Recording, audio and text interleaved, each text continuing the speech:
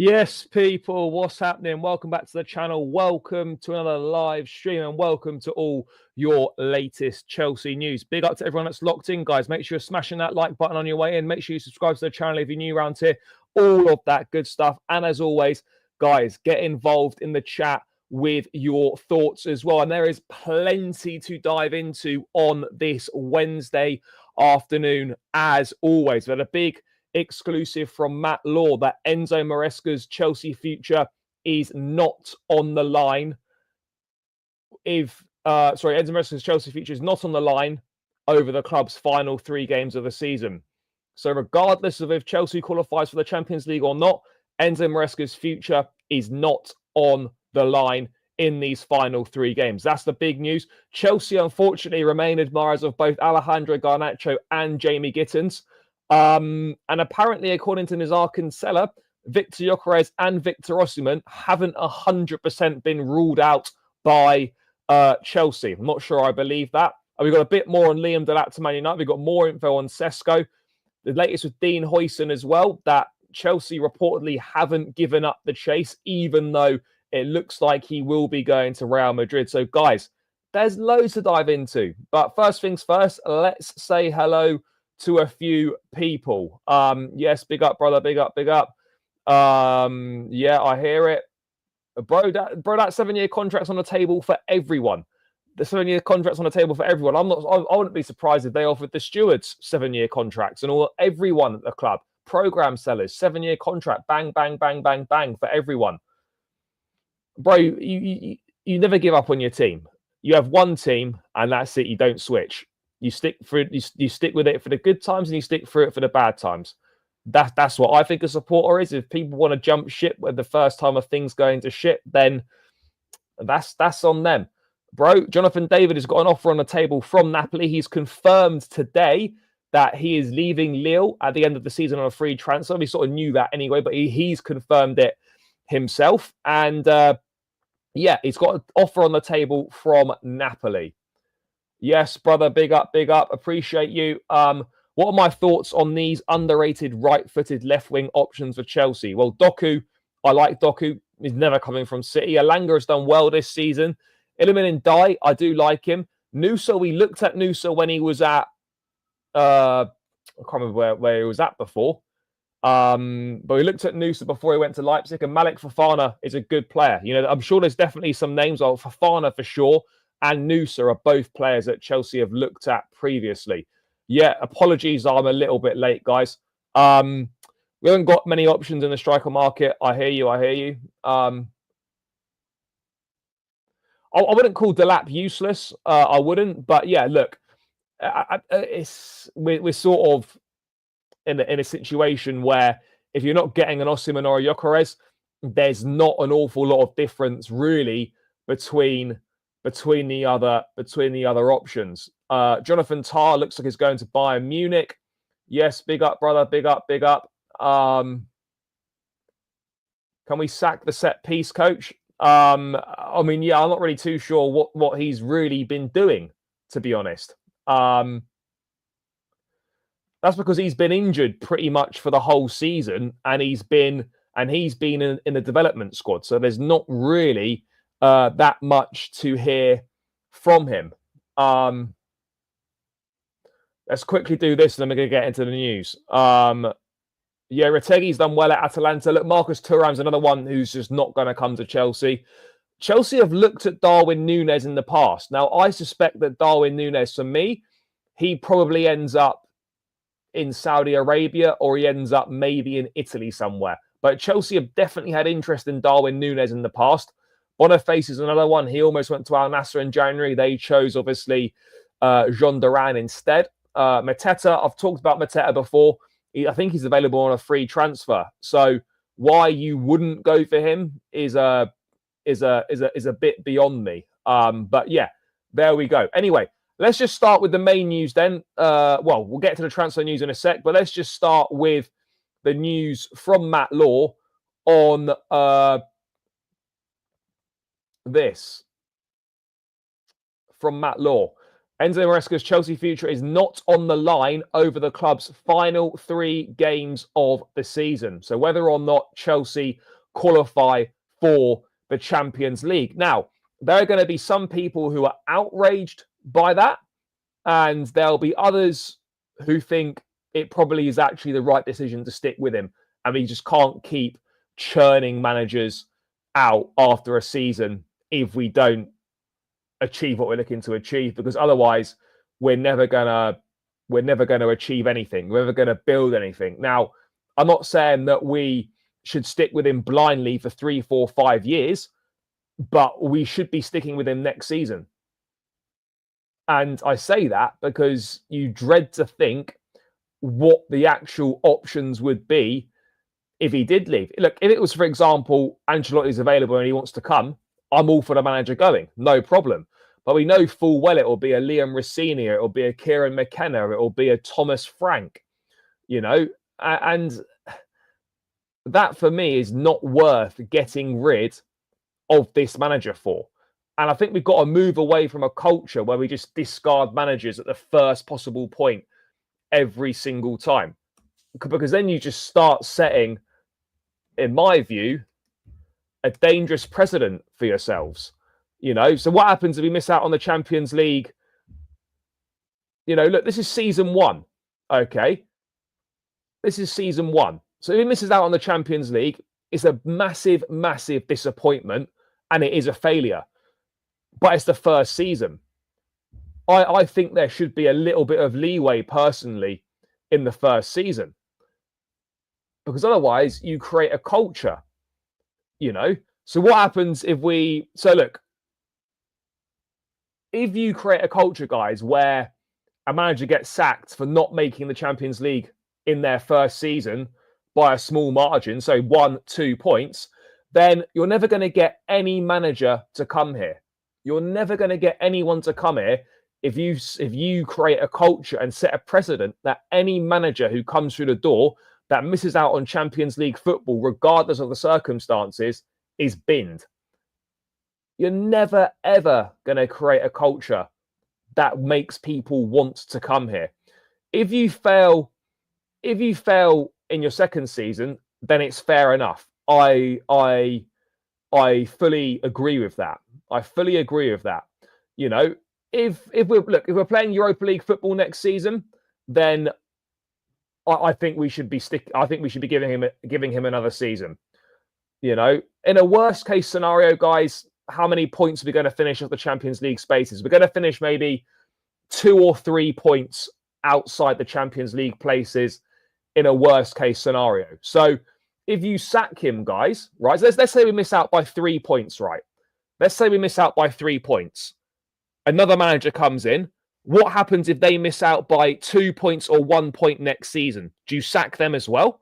Because that's the precedent that you've set. And do you see how ridiculous this all starts getting? This all starts becoming a complete and utter mess. It makes no sense, because then you're just basically saying you have to sack every single manager who doesn't make Champions League football. It's just so stupid. It's just so stupid. Look, if he misses out next season and next season's crap, no problem. But we've got to move away. We have to move away from this where we are just binning managers after a season. Because it's just so stupid. Poch was never their guy. They offered him a 2+1 year deal. He was never the guy. I don't know why they appointed him, because he was never their guy. As much as they wanted to claim he was, the length of contract they gave him insinuated he was never the guy.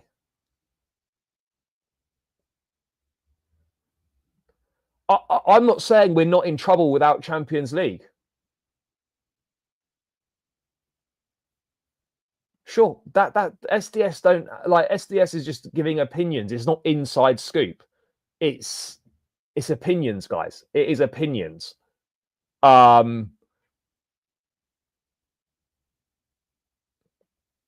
I wouldn't say he's been a disaster, because at the start of the season, we all said Champions League football and win the Conference League. We are still on course to do both of those things. So I wouldn't look. It's not been amazing, and there's been things that he's got wrong, and there are things that he absolutely 100% have to improve on. But I wouldn't call this season a disaster, because we're still on course to achieve what the vast majority of Chelsea fans said would be an acceptable season. I watched the next games and I decided, we lose but play motivated, etc., I would keep him. On the other hand, I remember that Moresca plays Sanchez over Jorgensen. I think at the end of the day, you should not be judging a manager based on 3 games. You're looking at the overall picture. If you really believe in the manager, then you stick by him. You don't discard him after 1 season. If you believe in the manager and you've offered this manager a 5-year contract and you've put briefings out that you believe he can become one of the best in the industry, then you do not sack him by your very own wording after 1 season. And I don't think we should be making another managerial change, because every time we have this conversation on the show, chat, and I ask, someone give me a better, realistic alternative, people either don't put any names in the chat, or they do a nonsense like Inzaghi and Simeone, as if we've got any chance whatsoever of getting those managers. So let's just let's just be honest with ourselves here. Let's just be honest with ourselves here. Look, I don't care what the scores are, as long as we beat those teams. Those are the most important things. And look, at the end of the day, I fully appreciate that people have already made their mind up on this manager, and whatever this manager does, they will. It doesn't make any difference to them, because people have made up their mind. That's their choice. I'm not going to tell people what their opinions should be, but I will call out opinions that I think are utter nonsense. And I'm seeing a few of them in the chat. I have to be real.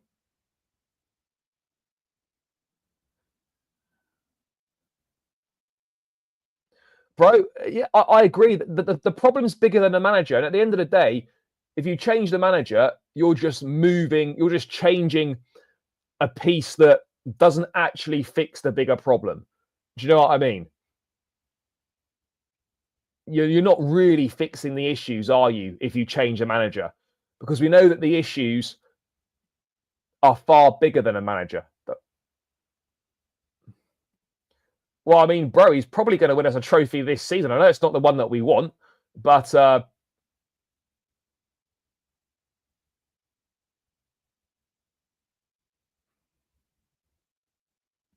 yeah, I absolutely think getting rid is nonsense. I fully agree. Getting rid is complete and utter nonsense. Complete and utter nonsense, guys, in my opinion. Xavi, look, he's done well at Barcelona. He did do well at Barcelona. Other than that, he was at Qatar, and he was at, where was he? Al Sadd in Qatar. Like, he's not got a lot of experience. Look, what I love, right, is how people act so surprised that Moresca's made mistakes and he's got things wrong. He's had 1 season as a manager in the Championship. He's taken a massive step up to Chelsea, and people are acting all surprised and throwing their toys out the pram when he's made mistakes and got things wrong. He's had 1 season as a manager. What are you expecting? Like, I just feel like people have got some ridiculously unrealistic expectations. Right now, for me, obviously, these last 3 games are going to dictate whether the season's been a success or not. But we're on course to achieve what all Chelsea fans were saying would have been acceptable this season.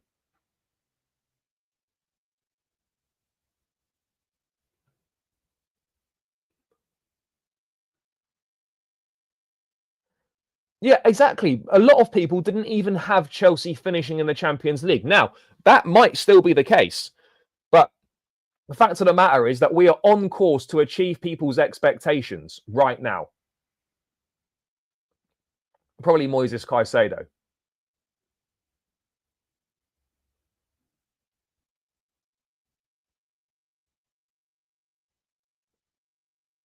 Right, guys, there's so much in the chat coming in. I'll get to more of that later.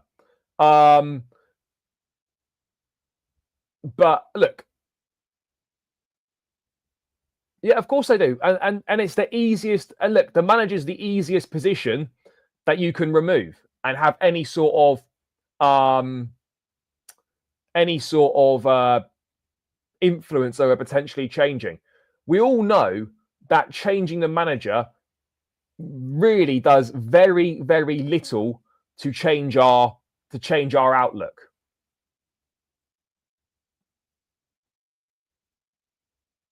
Don't be sad. Yeah, when this manager is playing Rhys James out of position, they are trying to force the ball. No one's trying to force anyone. No one's trying to force Rhys James out of the club.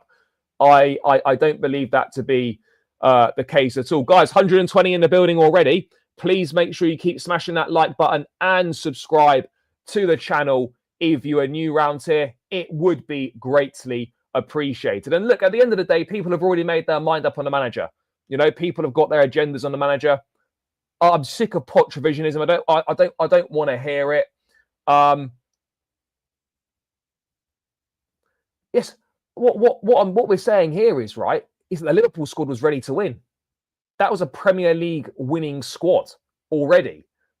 They literally added no one to it. You know, so what are we doing here?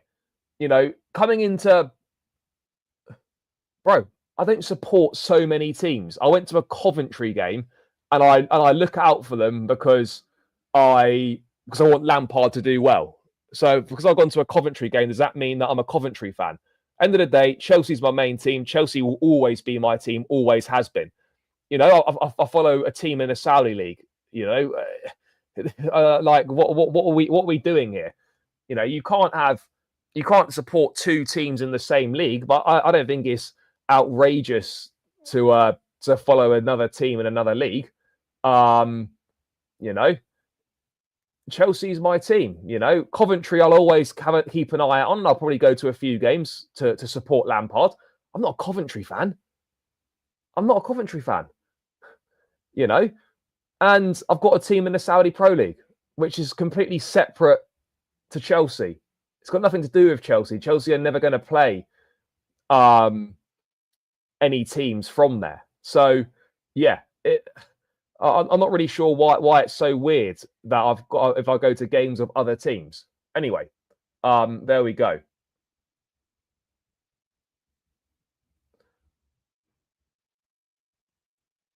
Bro, we didn't win. Look, I said at the time, I called it out. The League Cup, we threw that away. It was diabolical. You know, it was diabolical, and I called it out at the time. The domestic cups this season have been a massive, massive disappointment and a massive, massive letdown. You know, that's the reality, people.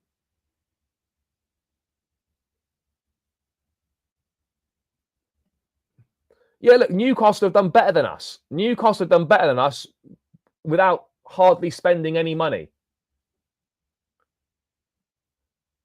Yeah, I don't see anything wrong with that. I don't see anything wrong with that. You know, Chelsea is my team, but just because I follow a team in another league loosely, it's kind of like it's mad. I went to a Coventry game with a mate of mine who supports Coventry. I mean, is this what we're doing here? Is this what we're doing? Anyway, thoughts on the Strasbourg manager? He's had a very good season and he's done well. Oh, right. So you sack the manager because he's not in the FA Cup final. Right. Okay. Okay. So this is what we're doing here. So because other teams because we've gone out of the cups.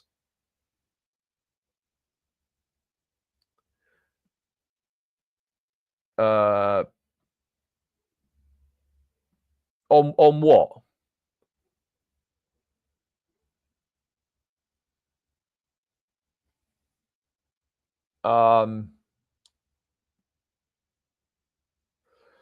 Anyway, one thing I would like to dispute about this Matt Law article, which, look, by the way, I think it's the right thing that the gaffer stays.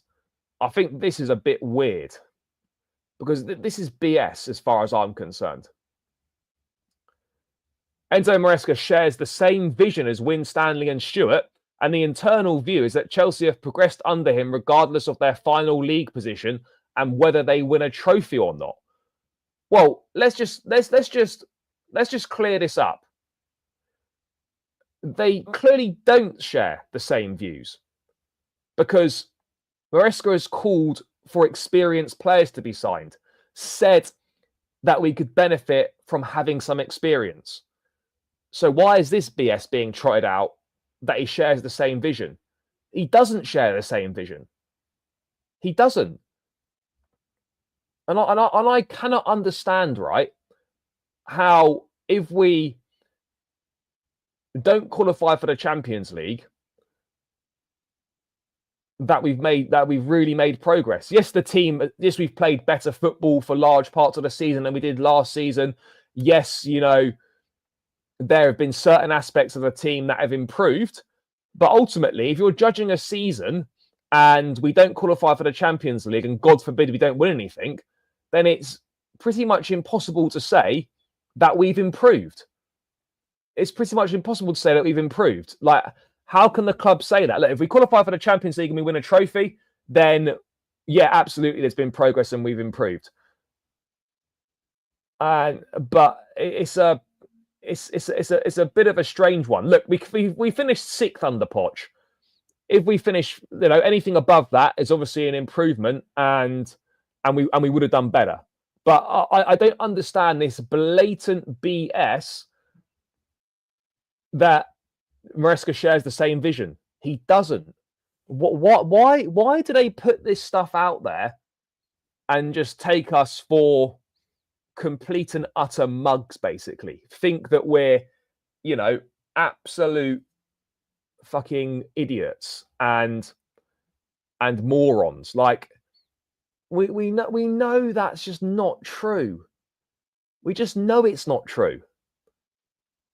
Moresca's is not in agreement with them. But hey, there we go.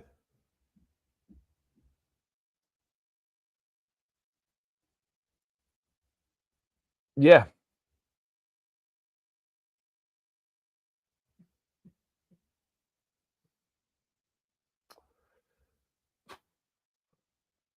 Yeah, it's a mad one.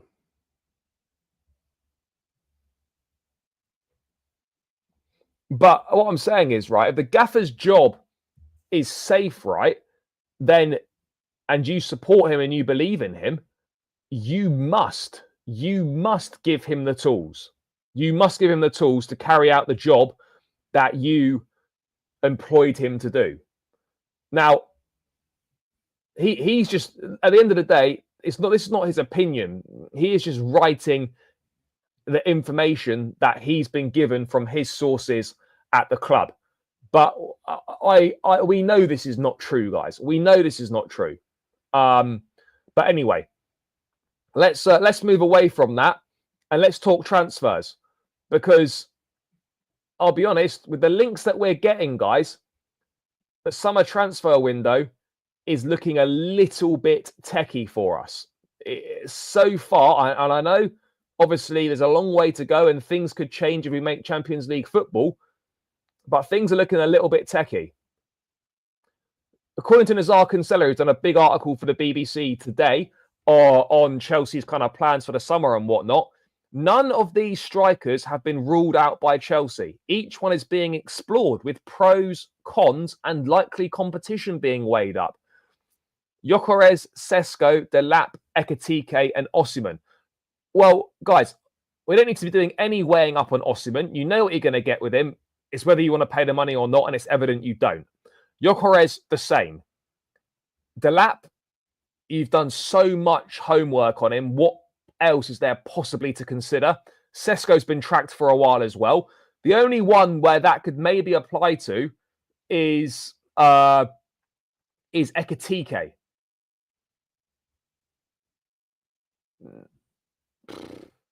I mean, I don't get this. I mean, let's just dive into this article and see what he's saying. Everyone at Chelsea is aware that a lack of quality finishing and therefore goals is stopping the team from taking the next step. Well, yes. Chelsea have missed 79 big chances this season, people. The second highest in the league. Last summer, they looked to sign a striker but could not get a deal over the line for Osimhen. The rest of the options on the market were not considered good enough to add to what existing forward Nicholas Jackson could offer. There's just no way. There is no way you looked at the striker market last summer and you couldn't get Osimhen, so you decided that there was no one better than what Jackson could offer. Ivan Toney was there to sign. He was there. Gyökeres was there last summer as well. And you are telling me that this club decided that other than Osimhen, there was not a single striker that we could have got who could have added more to what Jackson offers. This is mind-blowing. This is honestly, this is worrying, guys. If this is true, this is worrying, and this is very, very concerning that this football club and the people in charge genuinely thought last summer that other than Osimhen, there was not a single person that could have offered more than what Jackson offers. Guys, I mean, seriously, what are we doing here? What are we doing here? That is baffling to me. Chelsea feel having another goal scorer would have been enough to have already qualified Enzo Moresca's side for next season. Instead, they go into it. Yeah, we know that. Who will be Chelsea's new striker? It's a challenge Liverpool, Arsenal, United are all facing this summer too.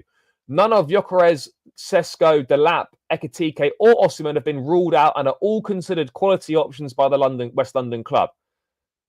Osimhen and Gyökeres are thought to be available for about 60 million, but will command high wages. Sesko and Gyökeres are also on the radar of new Arsenal sporting director Andrea Berta.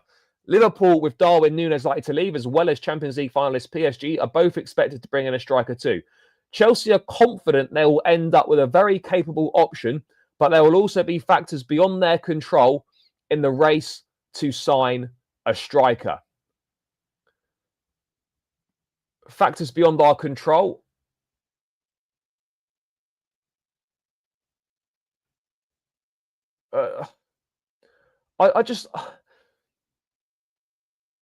Yeah, of course. We could have got, look, another one last summer. We could have got Ivan Toney last summer. We could have got John Duran last summer. Both strikers were there and available to sign. And we are being told that other than Osimhen, they didn't think there was a single other striker who could have offered anything. There wasn't a single other striker.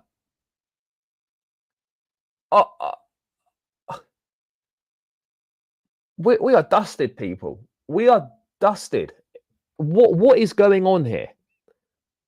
I just can't. That just can't be true.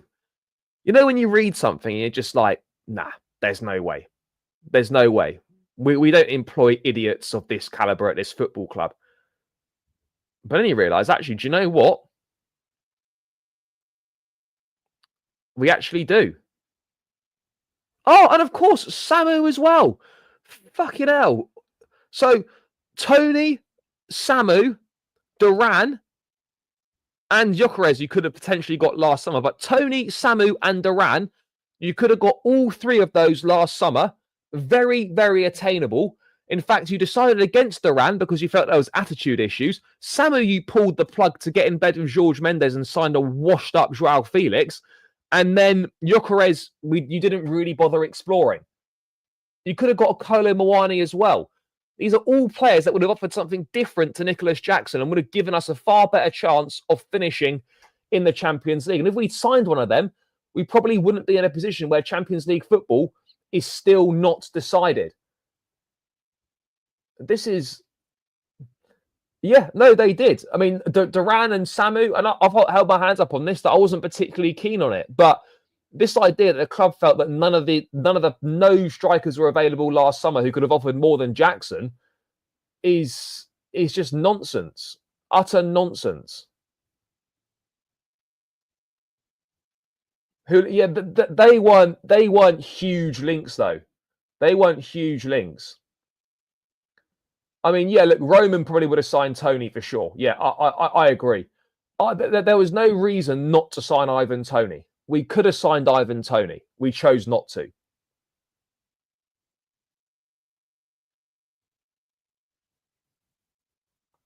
Bro, we didn't offer Tony anything. We didn't even try. We didn't offer Tony anything. And in the end, Saudi was the only option left for him.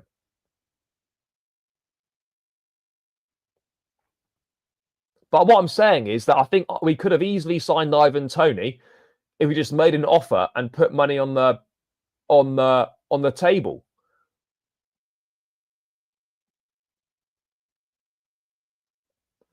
I wasn't hugely keen on the Duran signing, but I would have accepted it because we need someone else to come through the door. And we could have got someone else. Samu as well wasn't hugely on board with it, but we needed another striker. And we can't honestly be saying that the club cannot be saying there was no one available that could have made any difference. It's bullshit. And now we're looking at a situation where, let's be honest, we can scrub Victor Osimhen's name off that list. We can scrub Victor Gyökeres off that list. We can almost rub out Liam Delap's name from that list. And you're really looking now, Chelsea are looking at a Benjamin Sesko or a Hugo Ekitike. And now reports are stating that Liverpool have potentially shown interest in Ekitike. Now, I don't know how true that is, but there have been some reports doing the rounds that Liverpool could be interested in Ekitike. So if you're Ekitike and you've got a choice between Chelsea and Liverpool, you're realistically looking at a no-brainer, aren't you? You're looking at a no-brainer. And then just to add a bit more on Liam Delap, by the way, because we were adding more on Delap. And what I would say, I know in the studio the other day on Chelsea Fan TV, I said as long as we get Champions League football, like for me, I don't care if it was wrapped up 5 games ago or if it's like wrapped up on the final day. Where it does make a big difference, though, is if we had already got Champions League qualification wrapped up, I honestly think that we could have already had Liam Delap signed.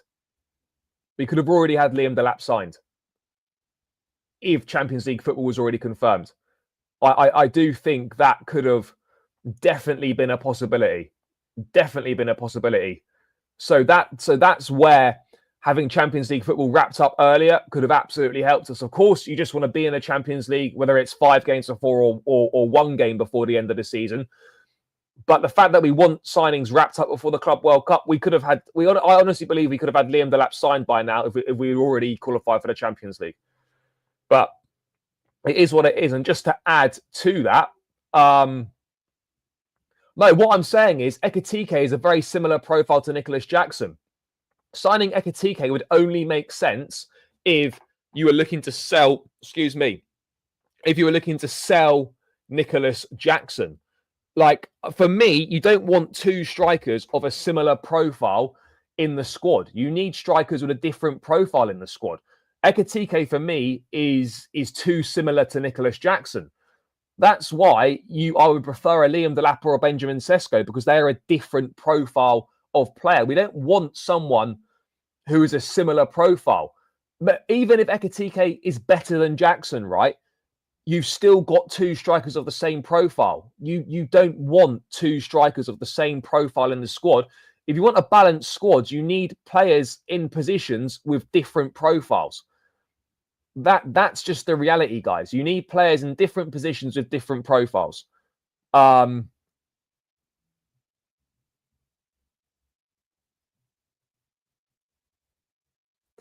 Yeah, Ekitike's definitely dropped off since Marmoush left in January. There's no doubt about it. And with Ekitike, there's a gamble with everyone. But Ekitike, this is really only the first season that he's actually scored a lot of goals.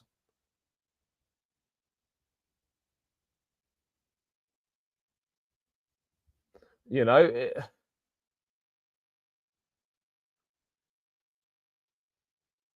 I don't know. I haven't got an issue with Benjamin Sesko, by the way. Like, it's a gamble and it's a risk, but it's a risk like they all are. You know, it's a risk like they all are. I mean, look, nothing can be ruled out with Chelsea, but I would be very, very surprised if Chelsea sold Jackson and then signed 2 strikers. I would be surprised at that. I mean, considering they literally offered him a 2-year contract extension last year that he signed until 2033, I'd be shocked if Chelsea sold Jackson this summer. But you know, nothing can be ruled out. Nothing can be ruled out. But yeah, I personally don't see that happening.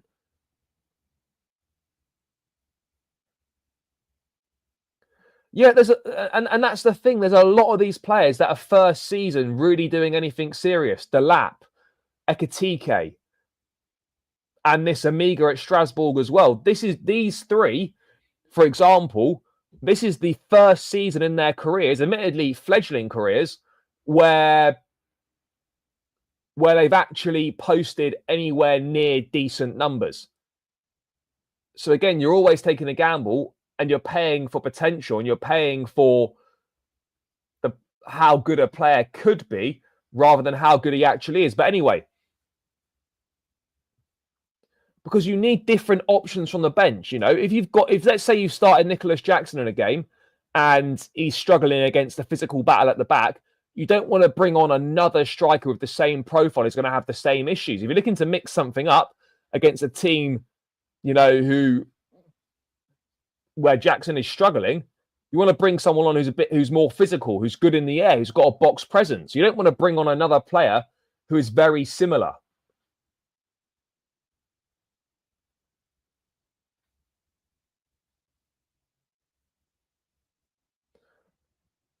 Well, the reason why Man City didn't go back for him is because they got Erling Haaland and they signed Marmoush.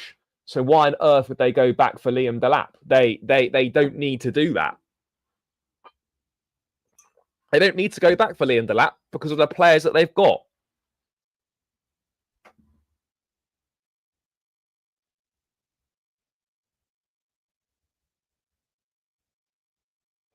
Bro, just because Delap's getting relegated doesn't mean he's shit. They're not getting relegated because of Liam Delap. We signed Anelka from Bolton. Was he shit? We signed Cahill from Bolton. Was he shit?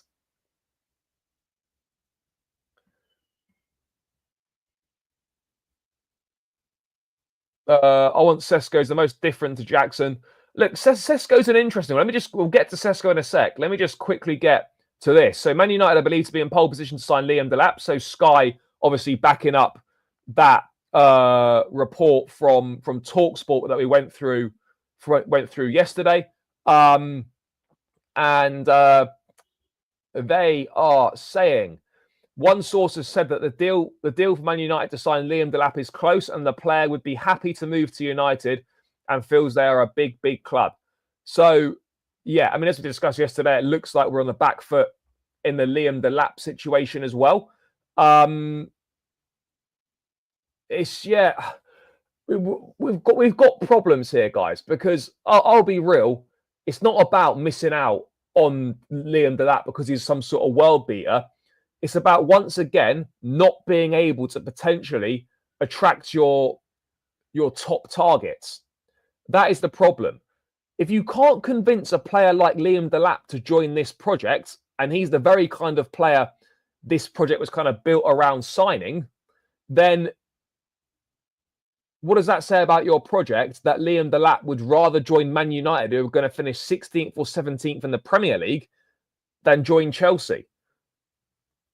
That's where the whole thing is fucked. Now, if it's just because he wants to live back in the Northwest, then fair enough. There's not much you can do about that. But considering we've been in conversations with Dilap for so long, I think we probably could have ascertained very early on that he wanted to live in the Northwest, in which case we'd be wasting our time. So I'm not sure if that's the case. Bro, this can't be. I mean, are we really doing this? Are we really doing this? Second best player we had. The guy did nothing. He started 3 games of football for us in the Premier League. He was crap. He's been shit at AC Milan as well. No one wants this guy. I'm sick of all this Felix prop and this Felix protection. He's shit. He's got talent, but he's not got the mindset or the mentality to go with it. Why do people constantly defend Felix and big up Felix? He was useless. Let's just say it how it is.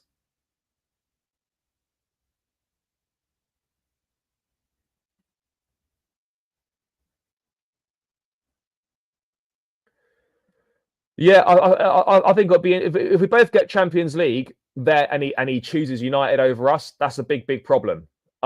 Big problem.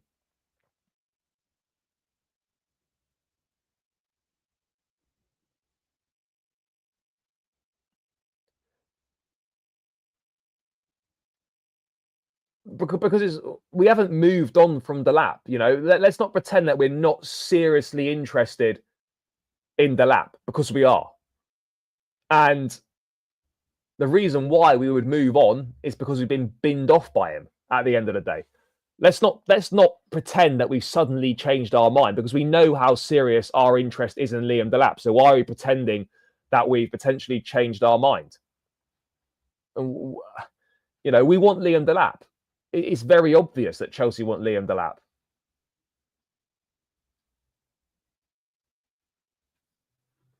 Bro, Dilap would be a decent signing. We would need someone else as well.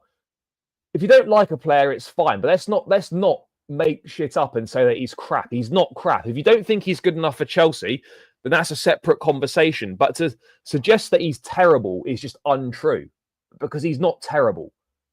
I'm not saying he's a world beater or anything like that, but to say that he's shit is just lies. Let's try and be a bit more objective here and actually it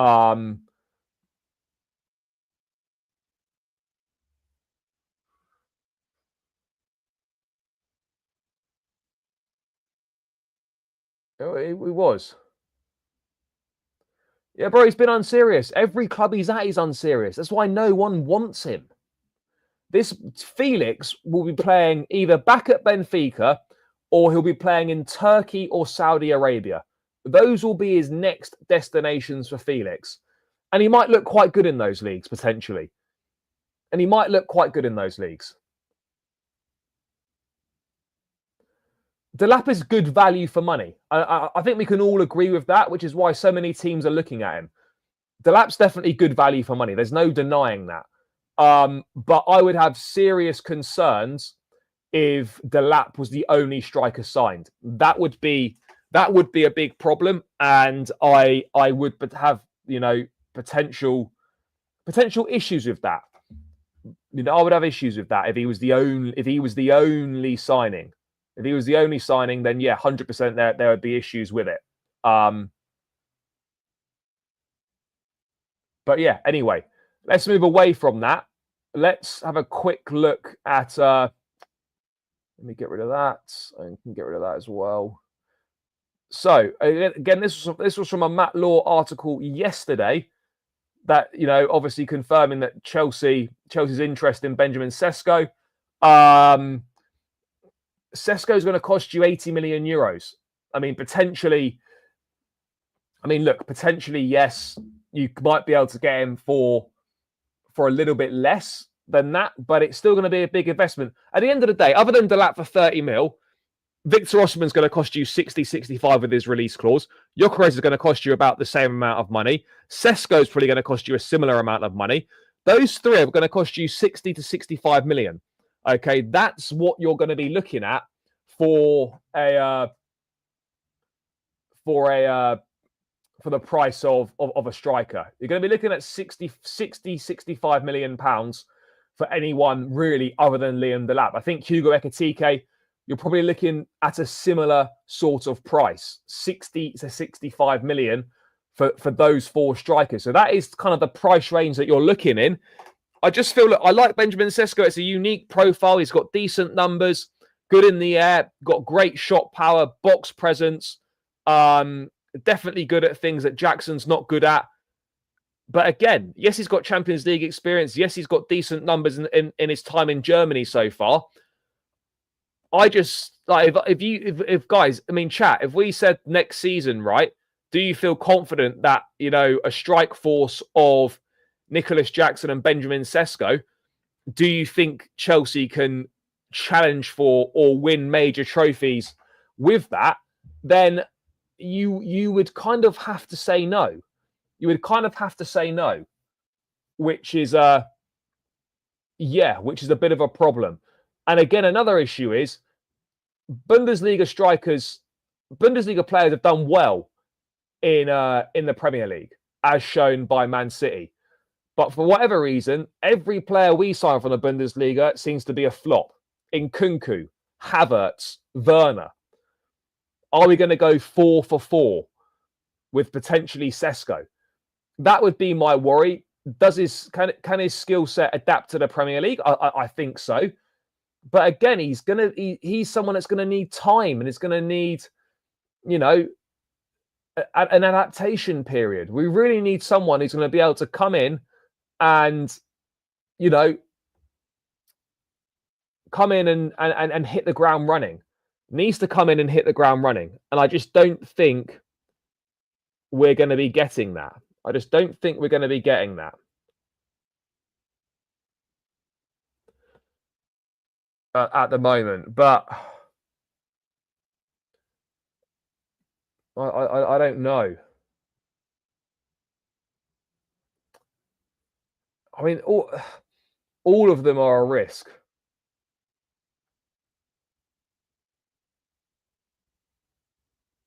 All of them are a risk.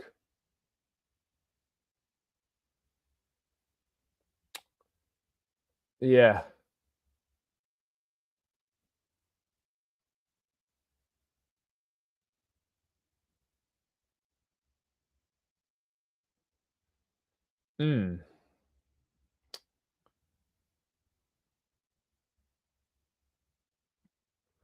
Fuck's sake. The thing is, everyone's such a gamble.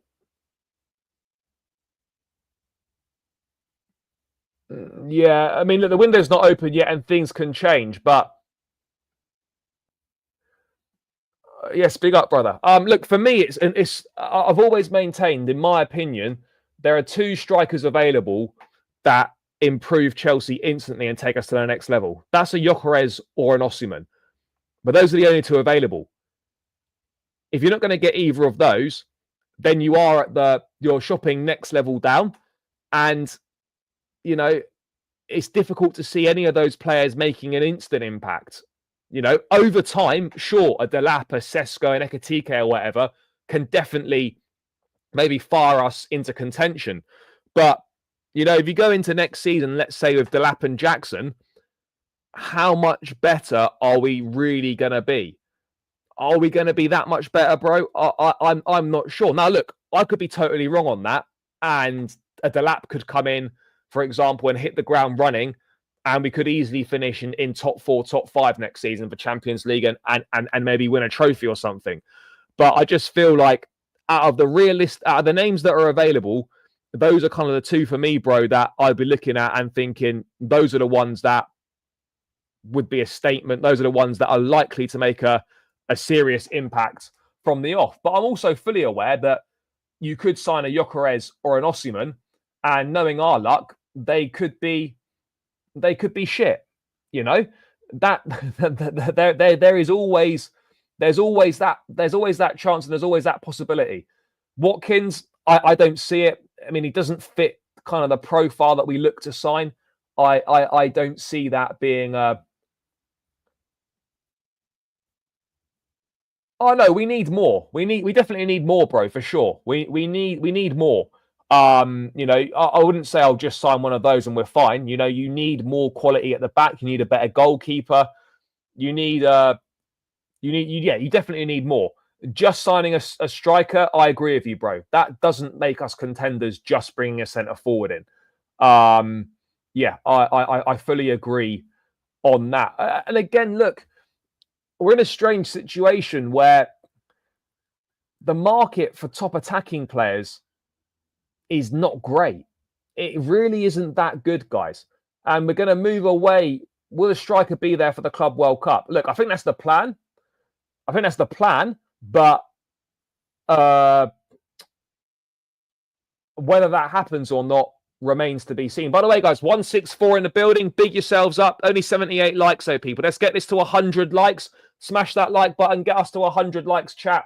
And make sure you subscribe to the channel if you're new around here. We're heading towards 17K now. Every new subscriber helps. So make sure you do smash the subscribe button, guys. But yeah, let's run these likes up. Let's get this to 100 likes. 20 likes to go, people. Let's do the job. We're 170 in the building, guys. So run it up.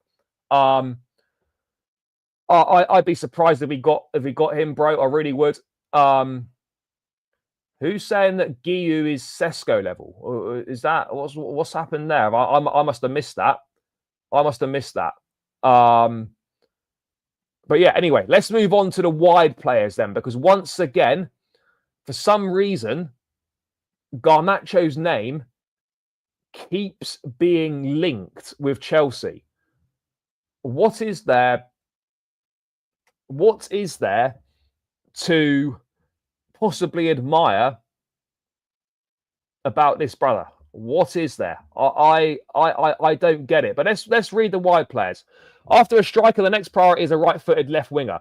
They are known to have expressed an interest in both Garnacho and Gittins in January, but no offers were made. They remain admirers of both players and have been tipped to make a move for Aston Villa's Morgan Rogers, another option they like. But having signed a new deal in November, he may not be available unless the squeeze of the Premier League's profit and sustainability rules on Aston Villa's high wage bill make it happen.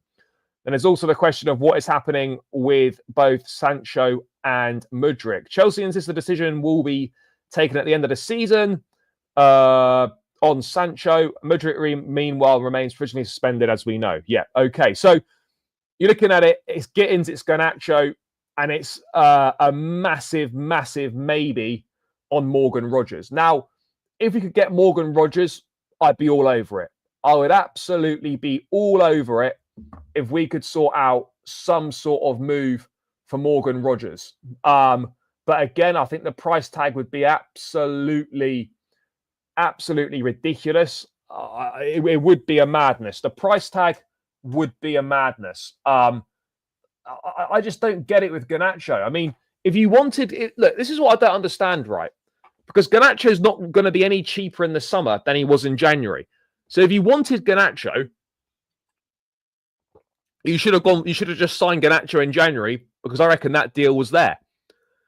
You obviously didn't go for it because, for me, A, you're either not entirely sure, or B, which is a good idea, you wanted to see if there were better options available. Now, Gittins is another one where talented, has got plenty of first-team experience, Champions League experience, but he's 20 years of age. What I'm looking at here, guys, if you're going to bring players in, we don't need any more kind of squad players. We need players that are going to go in and improve the starting 11. And I've got to be honest, neither Garnacho or Gittins improve our starting 11. None of them improve our starting 11. Okay, if, for example, you bring a Morgan Rogers in, stick him on the left wing, then yes, you've made an upgrade to your starting 11. But this is the point. Gittins doesn't improve the starting 11, and neither does Garnacho, in my opinion. So why would you sign either of those when none of those players really are actually, neither of these two players are actually any better than anything we've already got? Is Garnacho better than Sancho, Neto, and Madueke? In my opinion, no. Is Gittins better than any of those three? Could be, but right now, he's not. So it depends who comes in. He'll be a rotational player. He won't start every game, but he won't just be a bench player. No, I don't believe that'll be the case. I don't think he'll just be a bench player. No, I don't see that happening. I don't see that happening. Garnacho suits our system more than United. Sure, but he's not great, is he? Garnacho miles better than Sancho. Fair enough. I mean, I personally don't see that, but you know, each to their own.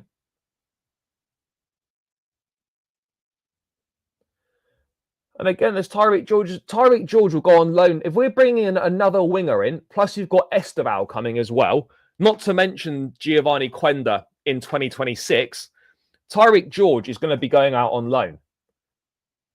Tyreek George is going to be going out on loan, guys. You know, I think that's very, very obvious. I don't see how there's any room for Tyreek George next season. There just isn't. There simply isn't, guys. But then you're looking at Rodgers, you're looking at Nico Williams, and again, Nico Williams. Fabrizio's described Nico Williams as a dream transfer target for Chelsea, and I'm just like, guys, the way we're just not going to pay. We're just not going to pay those wages. We're just not going to pay the wages that he would want.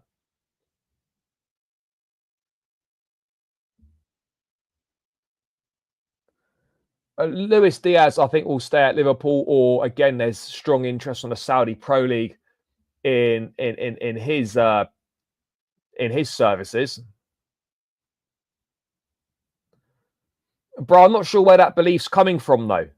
I'm not sure where that. I would love that to be the case, and I would love you to be right. But where's that belief coming from that we're going to get a top name? Where's the belief coming from? Because I would like some of that belief, because right now I'm not getting any. There's no evidence and there's no real reports that are saying that, yeah, you know, we're going to get a surprise, a top name. Now, of course, maybe we're keeping something under wraps.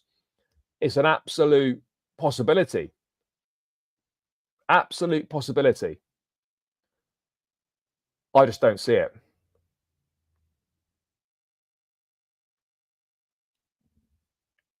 I just personally don't see it.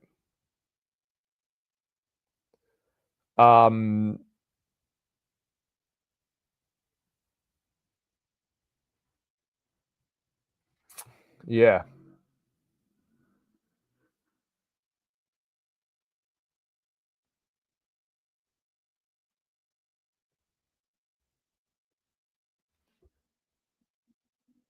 No, I think it's clear that we are slightly behind. I'm not saying he definitely is not going to choose us, but I think it's clear we are behind slightly compared to Man United. So again, I've never said we're definitely going to miss out on him. All I'm saying is it kind of looks like at the moment we might be slightly on the back foot for him. That's all.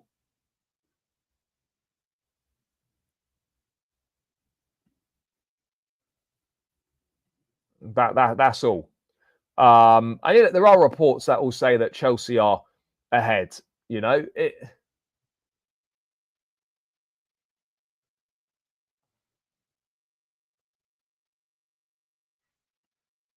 again, look, I'm not sure how true that is. Let's have a look.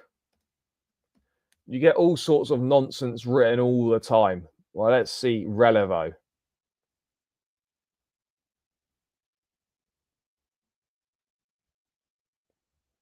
When was this done? Because they've not tweeted it out in the last 3 hours.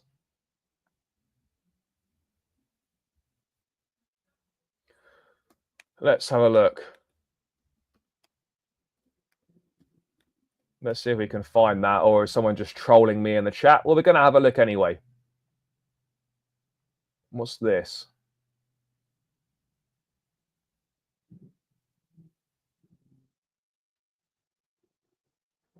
So Matteo Moretto. Let's have a look. Right, we've got this up on the screen now. Moretto is reliable on certain things. Not everything, but certain things he is. Several teams are inquiring about Chelsea striker Nicholas Jackson. It's not been ruled out that the English club could consider a possible exit if the offer is satisfactory. Jackson's situation will have to be closely monitored. I feel that's very vague. because there's going to be several teams that would probably inquire about a number of Chelsea players. And you could also say that it's not been ruled out that if Chelsea could consider a possible exit if the offer is satisfactory. That could be said for loads of players. So I'm not doubting that there's not interest in Jackson. I'm sure there is. But this is all very vague, and that can be applied to so many players at Chelsea. My thing would be is that means you are definitely signing 2 strikers this summer if you do that. And I just don't believe Chelsea are signing 2 strikers.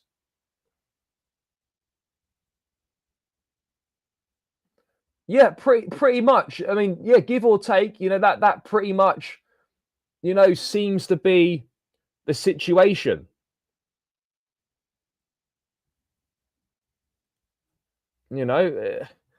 That pretty much seems to be the situation. Guys, we're 166 in the building, only 93 likes. Let's get this to 100 likes as quickly as possible.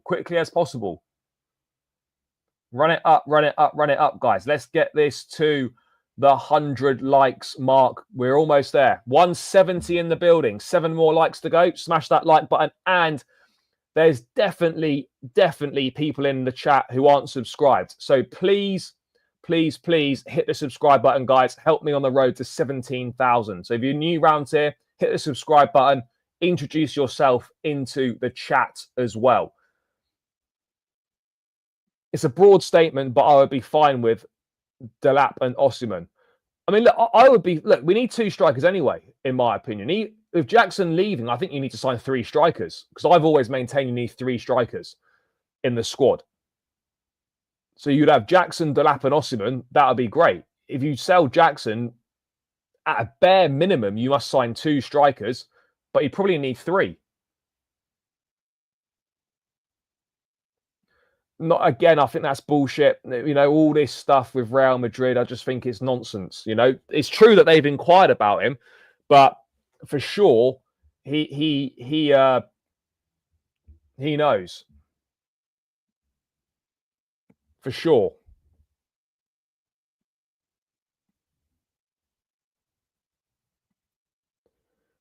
But look, I just personally don't see it. I'm not saying that there's not interest in Jackson, because I think there absolutely is interest in Jackson.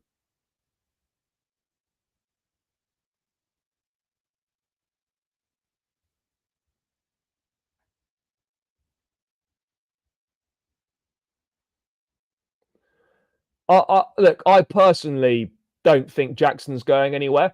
And if people want Jackson to go, then fine. But if you really think this club is going to sign 1, let alone 2 competent strikers, then you're in for a rude awakening. You're in for a rude awakening if you think this club is going to do that. Because this club is not going to fucking do that. At best, you might get 1. Sell Jackson and ask for 2. Yeah, good luck. Good luck with that.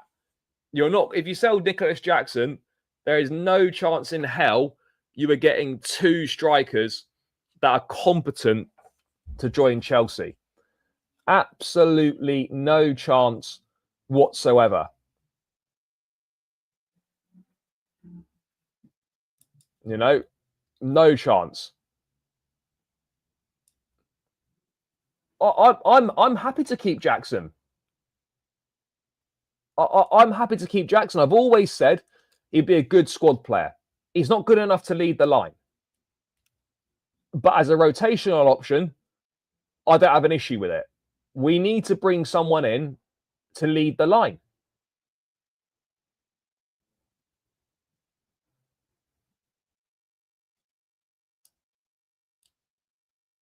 Of course he would. Jackson's not that guy. I think he knows that at a top club there's going to be competition for places, and actually having a competition for his place and a top player to learn from will improve him and raise his levels.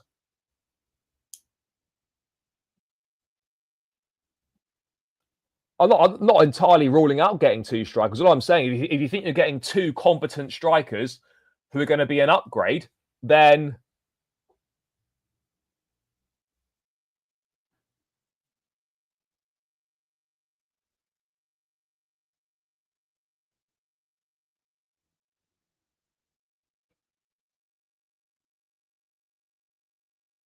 No, Jackson's not a week in, week out starter for Chelsea. But let's not pretend, right, if a top striker comes in, that Jackson's going to play no games. He'll play a lot of games and he'll start a lot of games and he'll get a lot of minutes. Like this idea that, if a player has to sit on the bench for a bit, they're going to want to leave is just nonsense. Utter nonsense. How many games there are, how many injuries there are, competitions. Like this idea that, you're not going to play much is just not true. Even if an Osimhen came in, for example, Jackson would still play a lot of games. Even if a Dilap comes in, even whatever, Jackson's still going to play a lot of games, guys. He's not just going to suddenly go from starting week in, week out to playing no minutes at all. He isn't.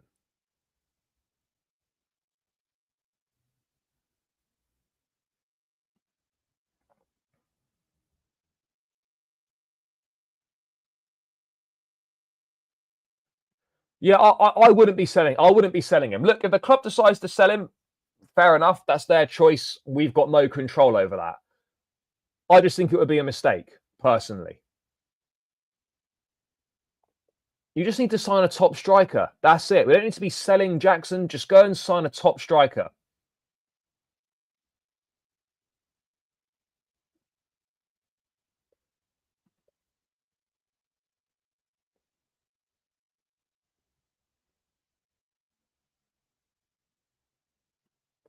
I don't know if they even would get Jonathan David. I don't know if they even would get Jonathan David. I don't know if they would get Jonathan David. And I certainly don't trust them to get one top striker, let alone signing us two strikers.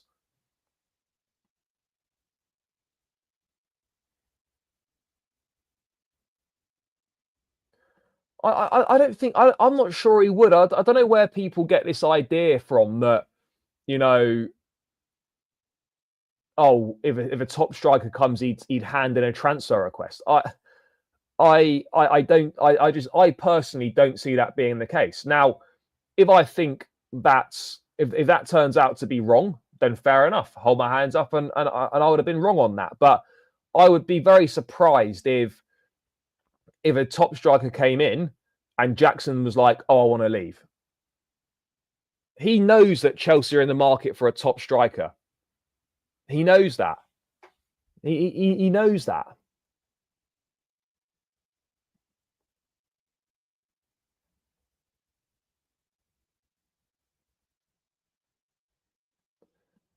I mean, yeah, he's gone. He's not even part of a.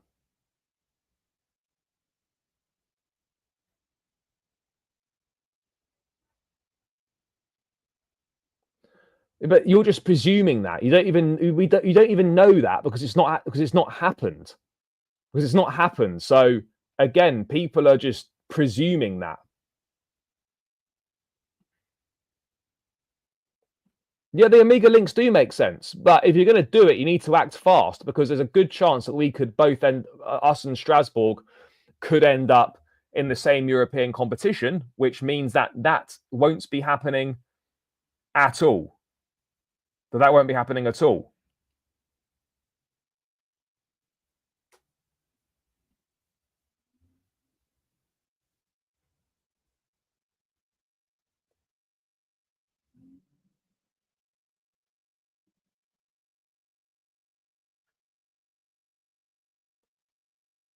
This year we will play almost 90 games. Yeah, there's Club World Cup. So people are acting like if a top striker comes in, that Jackson would play no minutes and he would want to leave. That's just not true. That just simply isn't true.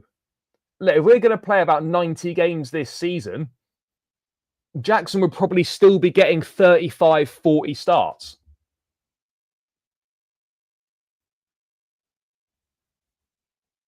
So I don't get it.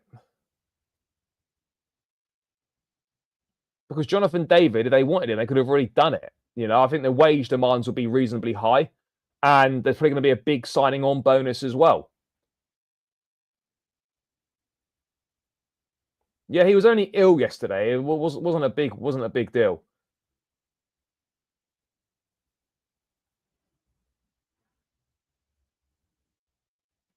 Yeah, bro, I hear you. You know, you've got to support him with a top striker. 'Cause what's the point? Right, you sell Jackson, you bring in someone. Let's say you sold Jackson this summer and Dilap and David came in. Is that really any better?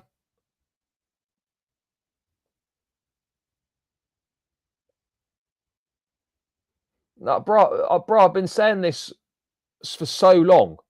You need three strikers in the squad. You need three strikers. But yeah, I suspect we'll go with two. I mean, Mark Guiu should be on loan next season. Well, yeah, absolutely should be on loan next season. Mark Guiu. Um,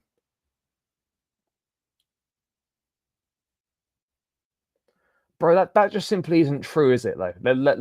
Let's be honest with ourselves here. That simply isn't true. We sell Jackson, we're gonna get Osimhen. That isn't true. Let's just not make stuff up, guys. Let's try not to make things up.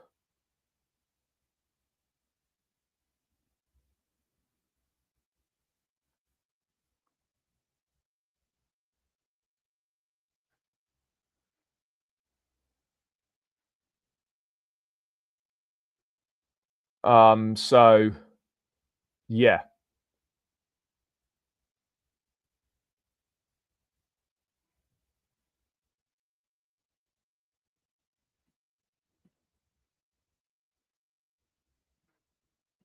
Things like, but is that any better? Is having Sesko and Amiga better than having Sesko and Jackson? I don't really think it is. This Amiga guy scored 14 goals in Liga this season. It's the first season he's been anywhere. He's literally been anywhere near any half decent numbers. Is that any better than having? Look, at the end of the day, Chelsea will do what they want to do. I would still be surprised, A, if Jackson wanted to leave, and if B, he left. I don't see that. Maybe Strasbourg for Guiu. No, I don't. I've never really rated Broja. I'm not a huge Broja fan.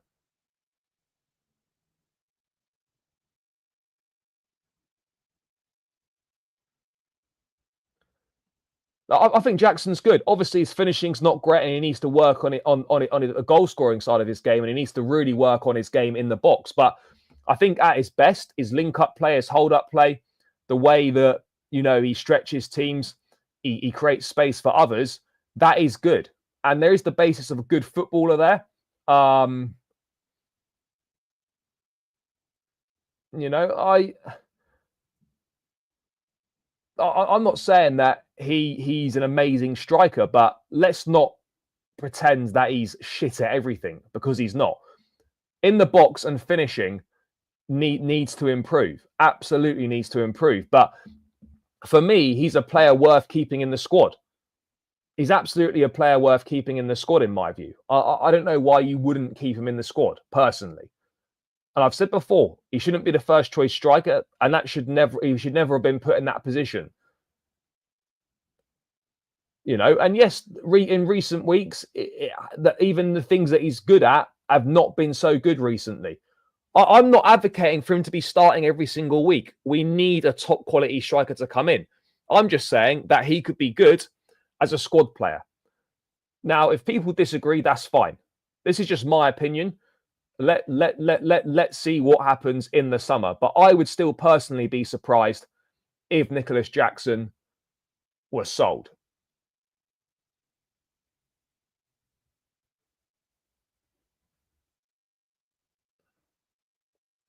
I mean, I wouldn't have thought goal bonuses are that big anyway. I think the hefty bonuses are more team related. Bro,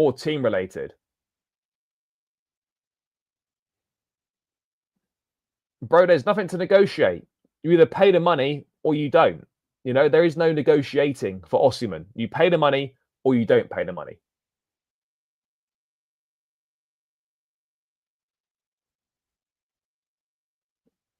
Sam Dean. Let's have a look at this Sam Dean and see what he's saying on this. Sam J. Dean. Who is he? Football reporter for the Daily Telegraph. Ah. Let's have a look at this. But again, you know, Brighton are going to want, no joke, Brighton probably demand 60, 70, 80 million for him. Is this behind a paywall? Please don't be behind a paywall. Behind a paywall. Liverpool, Arsenal and Chelsea are all showing interest in Brighton forward Joao Pedro. Now, I wouldn't be against signing Joao Pedro.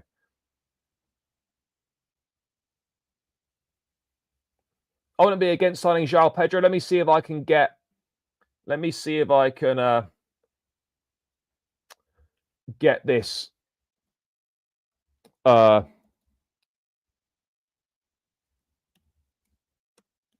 Let's see if we can remove this paywall so we can actually read this. Access denied. Fuck's sake. Right, we're not going to be able to read that, people, because everything's behind a paywall these days. Fuck that. Anyway, so where are we on the screen? Here we are. So at least 3 Premier League clubs are showing interest in Brighton forward Joao Pedro ahead of a possible summer transfer. Arsenal, Chelsea and Liverpool are all among the Brazilian's admirers. And to be honest, I suspect those are the 3 Premier League clubs that are showing the interest. I would expect that they would be. I would expect those 3 to be it. Joao Pedro, in my opinion, he's such a Liverpool type player. He's such a Liverpool type player. I could easily see a Joao Pedro ending up at Liverpool. I like Pedro, but again, you're going back to deal with Brighton, and I do believe you're looking at 60, 70 million pounds at least. Yeah, look, if you sold Jackson and signed Joao Pedro and Benjamin Sesko, then fair enough. I'll hold my hands up, fine. But I think the chances of Chelsea signing Joao Pedro and Benjamin Sesko are very, very slim. I would say slim to none. But again, a good player. Good player, Joao Pedro. And there's no surprise that there is some sort of interest. Some sort of interest from Chelsea and him, and just from the top Premier League clubs in general. I don't think he's gonna be there.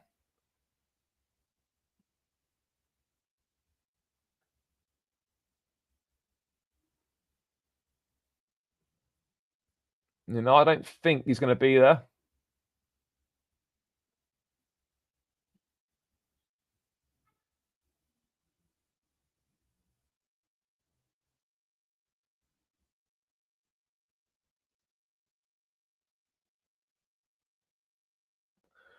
I think Pedro is probably slightly better than Jackson, but yeah, it's not a significant upgrade, is it, chat? It's not a significant upgrade. But yeah, that's where we're at. Not a significant upgrade. I can see us sign Sesko and Ritter. Mate, I don't think we'd sign Ritter personally.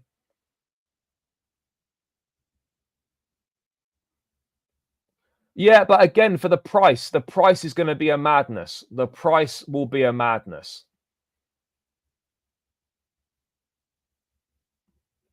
I'm not sure if Ritter's what we need. That's all I would say.